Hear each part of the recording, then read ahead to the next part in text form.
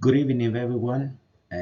Welcome to this presentation that is about the car insurance cold calls case from National City Bank regarding our class of R. Today's agenda consists in to take a look first on the main objective of this presentation. Then we're gonna take a look on the data that has been used. Then we're gonna go through the methods. After that, we're gonna see the results of these methods. And to close up the presentation, we are gonna take a look at the insights that we have found. And as a bonus, we are gonna get some quick wins regarding this analysis. Starting today's presentation, I want to take a look of the objective. In such, we have analyzed a data set that provides both general information about customers and specific information about current and previous insurance campaigns. To give a bit of context, the bank's call center engaged in calls to advertise car insurance options to potential customers, and our objective was or is to predict whether the 1,000 customers who are going to be contacted in the next campaign will purchase insurance or not, based on the information of the previous 4,000 customers who were contacted during the previous campaign, as I said before. We analyze the data using various machine learning algorithms and techniques to identify patterns and trends that could help us make accurate predictions and understand what is the customer behavior. Our analysis revealed that there is a strong correlation between certain customers' attributes and their likelihood to purchase a car insurance. Let's briefly take a look of the data overview in this slide. As I said in the previous slide, there is 4,000 current customers data that separate itself into 60 that did not accept the offer and 40 that did accept the offer. And regarding or basing this information, we are gonna get the information or the likelihood to these 1,000 potential customers to buy our product. There is three categories that are stated in this data set. The first one is the categorical one, regarding job, marital status, education, age insurance, which is the household insurance, car loan, whether they have a car loan or not, communication, last contact month, previous attempt outcomes, the past outcome if they have, and of course whether they accept the offer or whether they didn't accept the offer. Regarding the numeric ones, we have a data ID for each customer. We have also the age, the recent balance on their bank account, the last contact date, the number of contacts that we have attempted to do it with these specific customers, the days that passed since the first contact until they purchased the car insurance, and the previous attempts. And finally, we have two more variables that are the when the call started and when the call ended, to give us the perception of what was the duration of the communication that we had. Let's dive deeper into the information. We are gonna start with the month variable. Just to be clear, the graphics that I'm going to show you from here to next are shown into or based on the variable accepted offer. The true figures show people who actually bought our car insurance, and the F or false are those one who did not accept the offer. So in this first observation, we notice is that apart from November, the companies seem to have more success toward the end of the year. We have two theories here. The first one is that maybe the company is located in colder climate, or when winter is more likely to be aggressive, and the weather condition can make driving less safe. So people are more likely to buy their car insurance because they feel like they have to cover themselves from automotive accidents. However, according to our academic sources, people are also more likely to buy their car insurance on the last months of the years because of the extra income they have due to Christmas season. So these two theories we have to address, because it's clear that people are more likely to accept our offer during the last month of the year. Next, we are gonna take a look at the communication. How are we interacting with our customers, or what's the way that we are interacting with our customers? Cell phone sales seems to be more efficient than telephone sales, and this is maybe because they provide the salesperson with an ability to instantly communicate with potential customers regardless of the location of the customer. With a cell phone, a salesperson can easily send messages, make calls, or even hold a virtual meetings with potential clients, allowing for sure to be more effective in terms of communication and relationship building. Analyzing the third variable regarding education, we can see that the most educated people are most likely to get a car insurance. Theory educated individuals are more likely to buy car insurance because they tend to have a higher level of risk awareness and a greater understanding of the potential consequences of driving without an adequate coverage. With their advanced education, they may have a better understanding of insurance policies and the importance of protecting themselves and their assets. They are also more likely to have higher incomes and more valuable assets, making them more inclined to invest in insurance to protect their investments. Furthermore, theory educated individuals may be more risk adverse and therefore more inclined to purchase insurance as a precautionary measure against any potential financial loss. The next variable that we're gonna take a look is jobs. There are only 3 jobs that have greater than 50% chance of buying insurance. Those one are students, retired people, and unemployment. This may be surprising for you because you normally would think that students, retired, and unemployment are the ones who has less level of balance bank in their banks. However, even though that statement of having a low balance is true, they tend to be more aware of a further risk in terms of financial losses. So they try to protect themselves in any case that they get into an accident.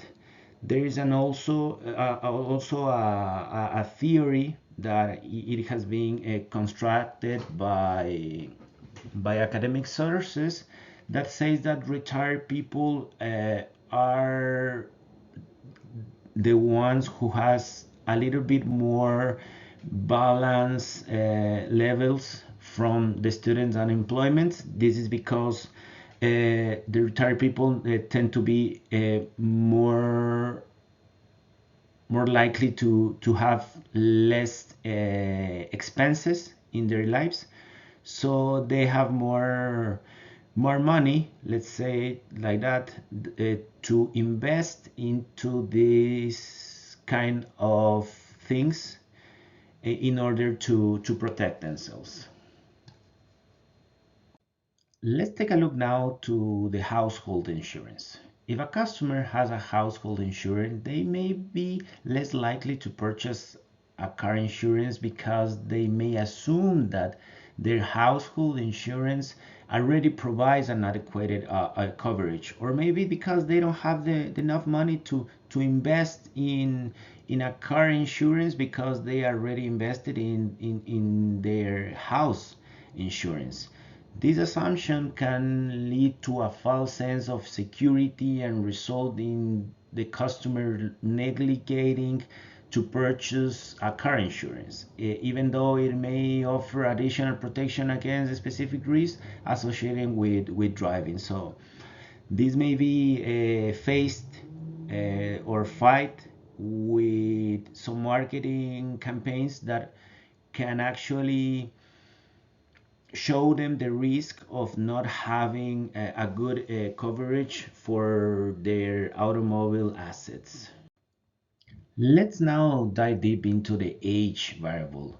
In this graphic, we are showing on the left hand side the customers that did not purchase our insurance, and on the right hand side we can see the customers who did purchase the insurance. One of the reasons why we have such a weak correlation uh, is that the tails of the variable are more likely to buy insurance than the middle group. So if you see here in the right hand side, we can see that there is a little bit of more presence of people on the tails rather than in the middle of the graphic. Customers younger than 25 years old or older than 60 tend to buy insurance more than other age groups. Therefore, if we divide the age variable into beings, what we did in the on some of our machine learning analysis that we are gonna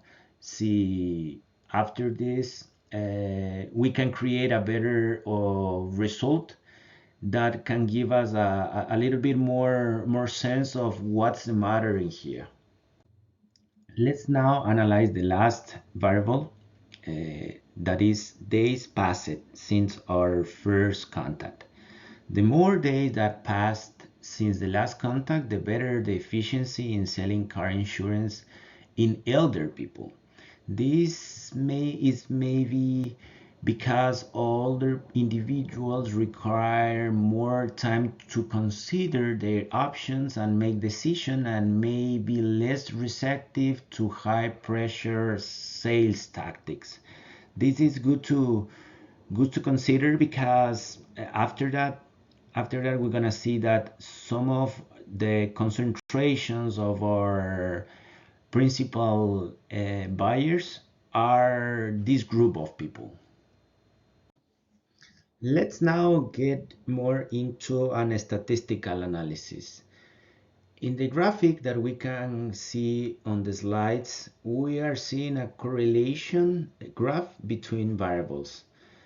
Successful calls seems to be positively associated with previous attempts, days passed, age, and balance, while they appear to be negatively associated with default, with household insurance, car loan, last contact date, and number of contacts. This is a correlation that we never want to see because if you think about it, none of the variables has an extreme or an important correlation uh, with the goal variable. So in this case, it's gonna be a little bit more difficult to get the relations correctly. I'm talking about the future engineer or the combination that we are using to get more positive outcomes in terms of the regression results. Let's now take a look into the methods. The first method or the first model that we have used is called random forest. Random forest is a type of ensemble learning algorithm that combines multiple decision trees to make a more accurate prediction. The data preprocessing starts with changing the target variable to Boolean, 0 or 1, in a separate way, where t, that is true, is converted to 1 and false, or f, is converted to 0. Then we partitioning the data set into training and test sets using the create data partition function, which splits the data into 75% for training and 25% for testing. This can also be changed. However, we consider that this is a really good combination regarding the splits.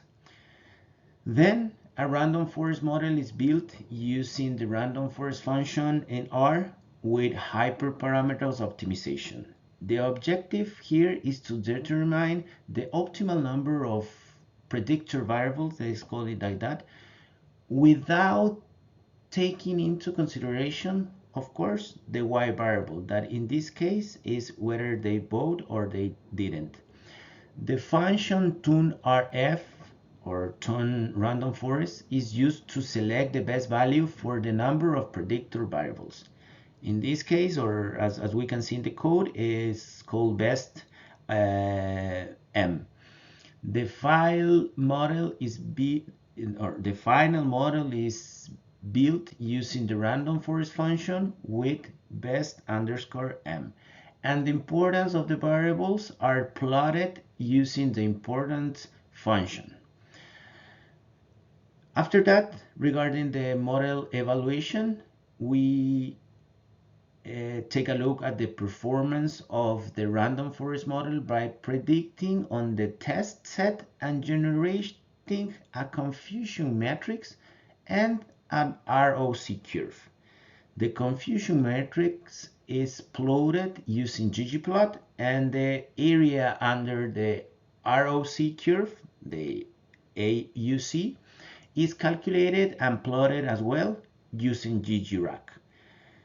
The second and third models that is included in this random forest analysis include future engineering. The future engineering begins with the correlation analysis shown in the previous slides, and most of the variables used in the future engineering are shown as histograms of their distribution, and then we create 4 bins of similar sizes for each variables. The second type of model that we use is called XGBoost. XGBoost uses decision trees as weak learners and combines them to create a stronger model.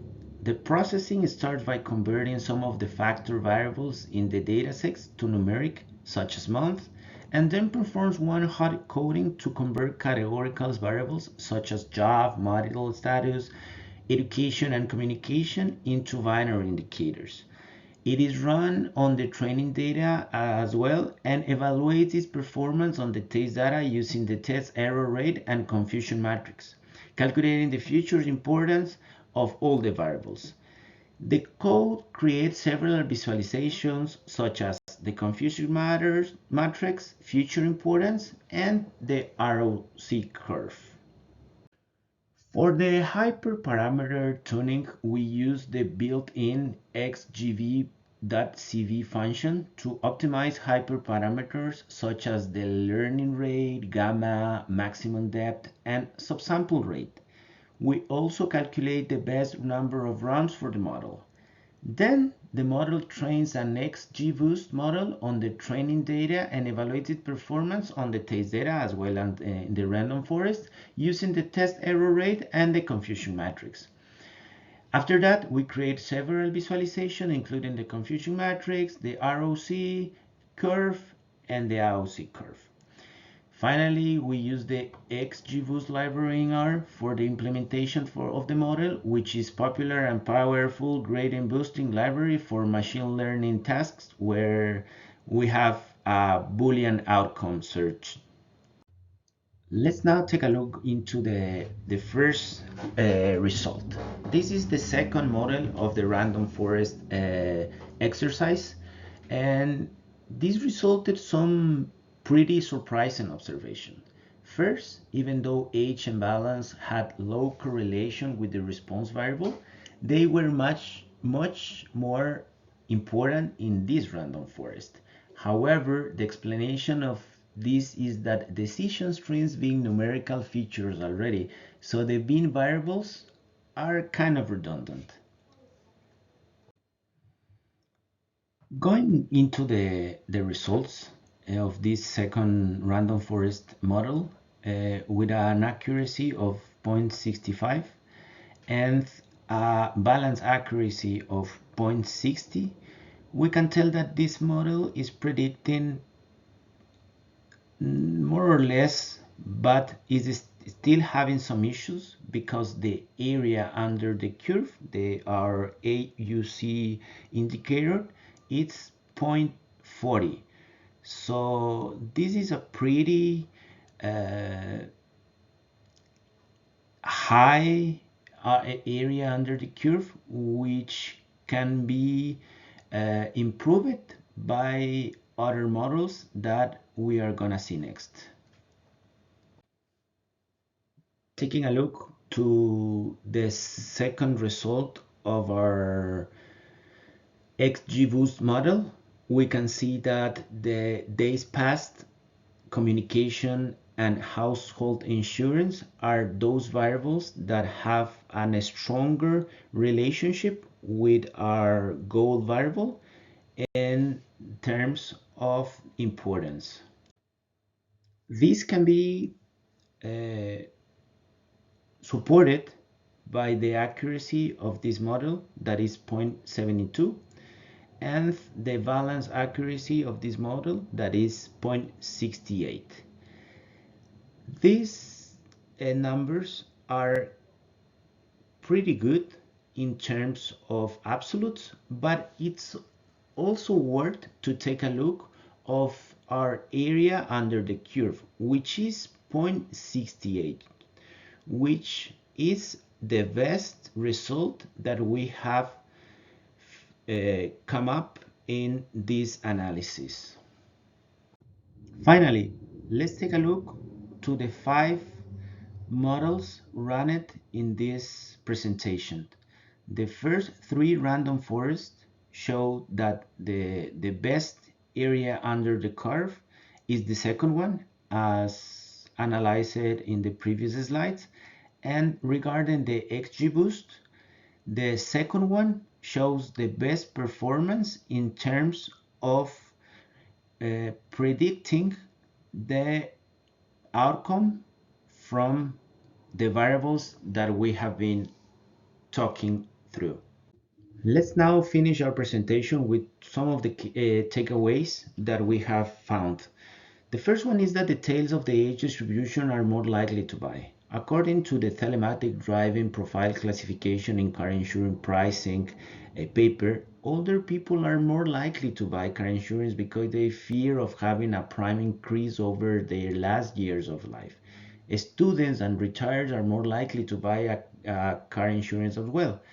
Additionally, retirees may have more disposable income to invest in insurance coverage.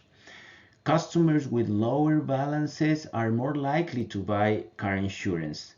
This is supported by the Insurance for Employment book that says that unemployees are more likely to secure their finance by buying car insurance because when people is unemployed, they are more likely to have their bank balances in a low level. So they are scared of fighting any unexpected expenses regarding their cars.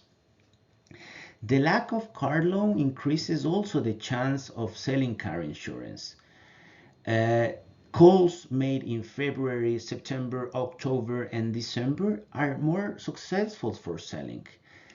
This is supported by the sunk cost fallacy held by car insurance policy holders published in 2021 that says that people are aware to buy their car insurance in the last month of the year as a way to invest their Christmas extra income. The number of contacts may does not necessarily increase the probability of buying. Just in older people, this is a true statement. But in all of the other age beings, there is an important clue that says that it doesn't matter how many times we contact them, if they are not going to buy it, it's a decision made. Customers with house insurance are less likely to buy car insurance. The longer the time passed, the higher the probability of buying car insurance. This is an important takeaway because we have to be clear that this is a, let's say, not a short term, but a long term effort to make our customers buy our insurance. So if we wanna sell them our insurance, it's better to keep pushing towards it. And important features in the random forest model are balance, age, job, and month. This is an insight that is not precisely regarding a commercial view, but is also worth to take a look in the case of marketing efforts on future instances. Let's now take a look really quickly on the quick wins. There is just two. The first one is instead of classifying each customer as a success or fail, 0, 1, or true or false, it may be more useful to analyze success probabilities due to the low percentage of customers actually buying car insurance. That is, in this case, 40%. And to improve accuracy in future analysis, it is also recommended to use a larger set of data or expand the set of base models used for training to improve the learning performance. Here are some academic sources that support what we have said in this presentation. And I just wanted to say thank you for your attention, and we look forward to your questions. Thank you very much.